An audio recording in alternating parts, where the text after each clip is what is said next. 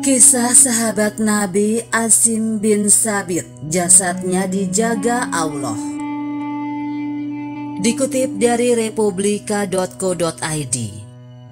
Perang Badar baru saja usai. Kaum Quraisy bertekad membalas kekalahan mereka. Kedengkian dan nafsu untuk balas dendam terus berkobar di dada kaum Quraisy. Tidak saja kaum pria, bahkan perempuan-perempuan bangsawan kaum Quraisy pun turut pula ke Uhud untuk menggelorakan semangat perang.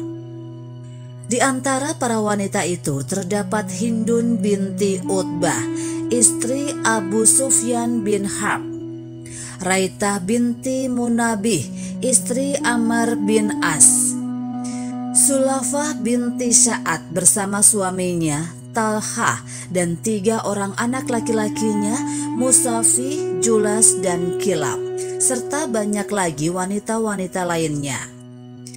Ketika pasukan-pasukan Islam dan musyrikin bertemu di medan Uhud dan api peperangan pun menyala, Hindun binti Utbah dan beberapa perempuan lain berdiri di belakang pasukan pria. Mereka memegang rebana dan menabuhnya sambil menyanyikan lagu peperangan. Lagu-lagu mereka membakar semangat pasukan berkuda, membuat para suami bagai terkena sihir. Pertempuran pun usai. Kaum Quraisy meraih kemenangan pada peperangan tersebut. Para wanita Quraisy berlompatan, berlarian ke tengah medan pertempuran, mabuk kemenangan.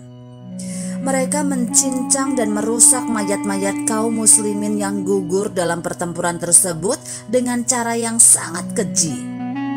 Perut mayat-mayat itu mereka belah, matanya dicongkel, telinga dan hidungnya dipotong. Bahkan seorang di antara mereka tidak puas dengan cara begitu saja. Hidung dan telinga mayat-mayat itu dibuatnya menjadi kalung, lalu dipakainya untuk membalaskan dendam bapak, saudara, dan pamannya yang terbunuh di Badar. Sulafah binti Sa'ad lain pula caranya. Dia tidak seperti perempuan lain. Hatinya guncang dan gelisah menunggu kemunculan suami dan 3 orang anaknya. Dia berdiri bersama kawan-kawannya yang sedang mabuk kemenangan. Setelah lama menunggu dengan sia-sia, akhirnya dia masuk ke arena pertempuran sampai jauh ke dalam. Diperiksanya satu persatu wajah mayat-mayat yang bergelimpangan. Tiba-tiba didapatkannya mayat suaminya terbaring hampa berlumuran darah. Dia melompat bagaikan singa betina ketakutan. Kemudian ditujukannya pandangan ke segala arah mencari anak-anaknya, Musafi, Kilab, dan Julas. Tidak berapa lama dia mencari ke segenap lapangan, didapatinya Musafi dan Kilab telah tewas. Namun Julas masih hidup dengan nafas kembang kempis. Sulafah memeluk tubuh anaknya yang tengah sekarat. Kemudian diletakkannya kepala anak itu ke pahanya. Dibersihkannya darah dari kening dan mulutnya. Air matanya kering karena pukulan berat yang sangat mengguncang hatinya. Kemudian ditatapnya wajah anaknya seraya berkata, "Siapa lawan yang menjatuhkanmu?" Dengan nafas putus nyambung Julas menjawab, "Asim bin Sabit. Dia pula yang memukul roboh Musafi." Dan belum habis dia berbicara, nafasnya sudah putus. Sulafah binti Sa'ad bagaikan orang gila. Dia menangis dan meraung sekencang-kencangnya. Dia bersumpah tidak akan makan dan menghapus air mata kecuali bila orang Quraisy membalaskan dendamnya terhadap Asim bin Sabit dan memberikan batok kepala asin kepadanya untuk dijadikan mangkok tempat minum kang. Dia juga berjanji akan memberikan hadiah dan uang yang banyak bagi orang yang dapat menyerahkan Asim bin Sabit kepadanya, hidup atau mati. Janji Sulafah itu tersiar cepat ke seluruh Quraisy. Setiap pemuda Mekah berharap mereka dapat memenangkan lomba itu dan membawa Asim kepada Sulafah untuk memperoleh hadiah besar yang dijanjikannya. Seusai perang Uhud, kaum muslimin kembali ke Madinah. Mereka membicarakan pertempuran yang baru dialami. Sama-sama memperlihatkan rasa sedih atas pahlawan-pahlawan yang syahid, memuji keberanian orang-orang yang terluka dan sebagainya. Mereka pun tidak ketinggalan menyebut nama Asim bin Sabit yang dikatakan sebagai pahlawan gagah tak terkalahkan. Mereka kagum bagaimana Asim mampu merobohkan 3 bersaudara sekaligus. Seorang di antaranya berkata, "Itu soal yang tidak perlu diherankan. Bukankah Rasulullah pernah mengingatkan ketika beliau bertanya beberapa saat sebelum berkobar perang Badar, bagaimana caranya kamu berperang?" Lalu Azim tampil dengan busur panah di tangan lalu berkata, "Jika musuh berada di hadapanku 100 hasta, aku panah dia. Apabila musuh mendekat dalam jarak tikaman lembing, aku bertanding dengan lembing sampai patah. Jika lembingku patah, kuhunus pedang, lalu aku main pedang." Maka Rasulullah bersabda, "Nah, begitulah berperang. Siapa yang hendak berperang, berperanglah seperti Asim." Tidak berapa lama setelah perang Uhud, Rasulullah memilih 6 orang sahabat untuk melaksanakan suatu tugas penting, dan beliau mengangkat Asim bin Sabit sebagai pemimpin. Orang-orang terpilih ini berangkat melaksanakan tugas yang dibebankan oleh Rasulullah kepada mereka. Di tengah jalan tidak jauh dari Makkah, sekelompok kaum Huzail melihat kedatangan mereka. Kelompok itu segera mengepung mereka dengan ketat.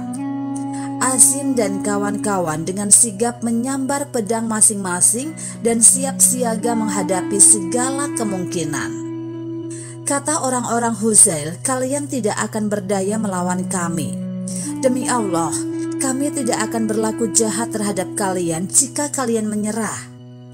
Kalian boleh mempercayai sumpah kami dengan nama Allah." Para sahabat Rasulullah berpandangan satu sama lain seolah-olah bermusyawarah. Sikap apa yang harus diambil? Asim menoleh kepada kawan-kawannya seraya berkata, "Aku tidak dapat memegang janji orang-orang musyrik itu." Kemudian diingatnya sumpah Sulafah untuk menangkapnya. Asim kemudian menghunus pedangnya sambil berdoa, "Wahai Allah, aku memelihara agamamu dan bertempur karenanya. Maka lindungilah daging dan tulangku, jangan biarkan seorang musuh pun menjamah." Asim dan rekan-rekannya menyerang orang-orang Huzail. Mereka bertiga bertempur mati-matian, sehingga akhirnya roboh dan gugur satu persatu. Adapun kawan Asim 3 lagi menyerah sebagai tawanan. Mereka dikhianati oleh kaum Huzail yang tidak memenuhi janji.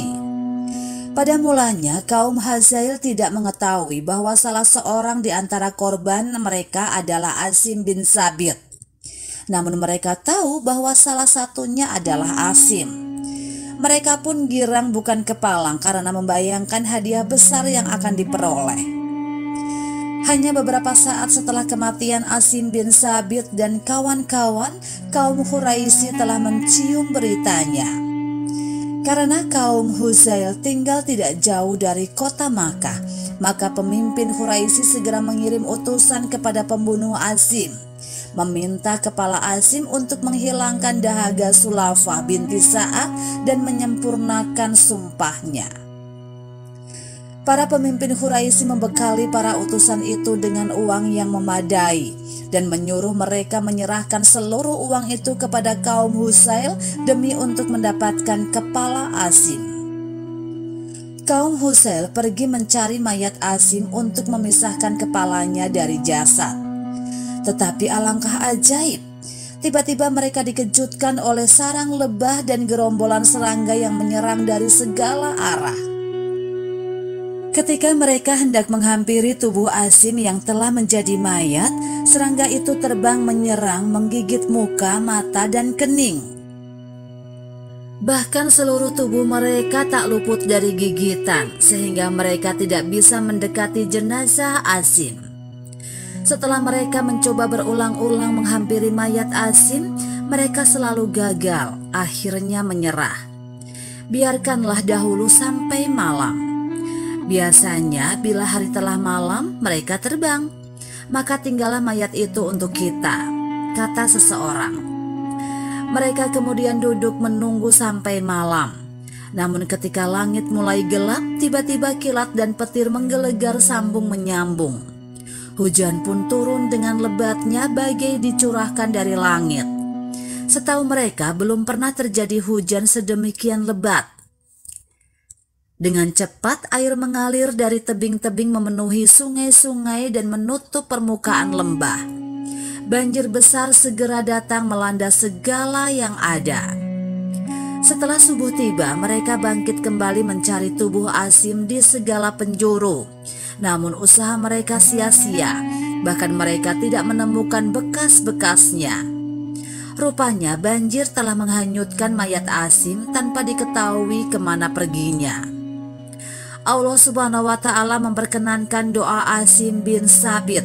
Dia melindungi mayat Asim yang suci jangan sampai dijamah oleh tangan-tangan kotor orang-orang musyrik.